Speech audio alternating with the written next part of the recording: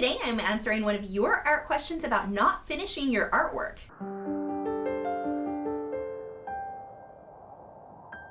Hi, I'm Lisa, the artist behind Lachri Fine Art. Nikki writes, do you have piles of artwork, sketches, paintings that never get completed for the fear that they can be improved as your art technique progresses? I've come to the conclusion that I don't end up finishing many of my paintings because I don't like the end result enough to want my name or brand tied to that painting if it ends up selling. This is really hindering my progress as an artist lately, and I'm avoiding painting even from it. Thank you for your time. Love, Nikki. So I have had a personal rule for about the last 5 years.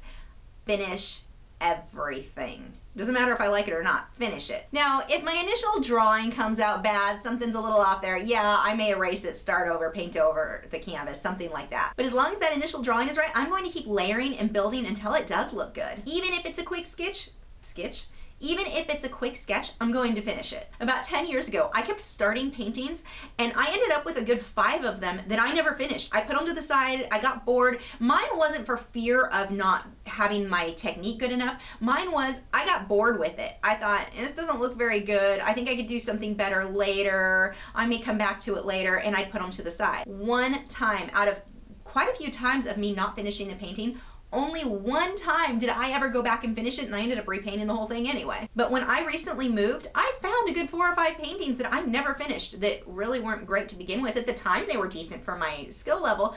For whatever reason, I lost interest and didn't finish them, which means I learned nothing. It didn't do me any good. It was a waste of my time. It was a waste of the paint. I never got far enough to learn anything from those pieces. Now, I don't think any of those were going to be my best work ever, but I could have learned something had I finished them. We will all have older, less than perfect paintings throughout our life. Because we're constantly progressing, we're always going to be able to look back. I mean, I'm looking at my walls now going, okay, I would have changed this, I would have changed that. I've got paintings all over the place. I mean, there are always going to be things I would do different, but that's what I'm learning from. Seriously, don't be ashamed of your artistic journey. It's cool to be able to look back, and for other people who view your work, to be able to look back and see how much you've progressed. No one's going to look down on you for that.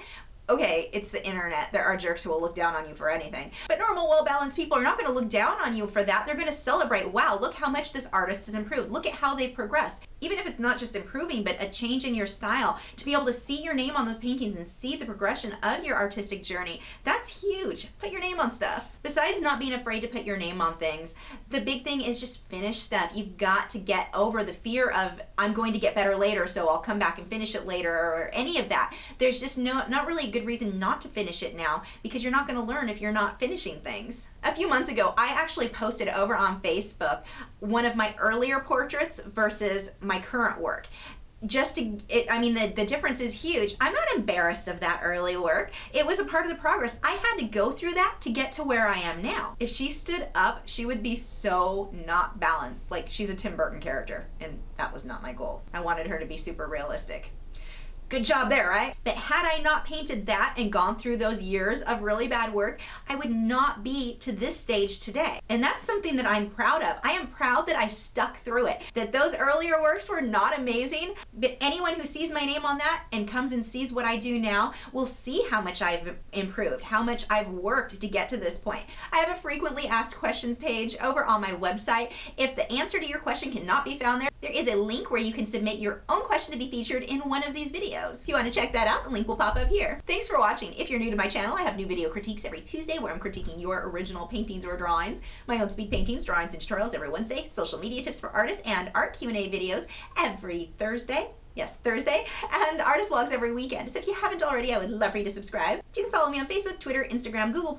All of the social media sites are linked below in the video description where you can keep up with news, my newest work, and see real-time clips of whatever it is I'm currently working on. I'll see you guys in a few days.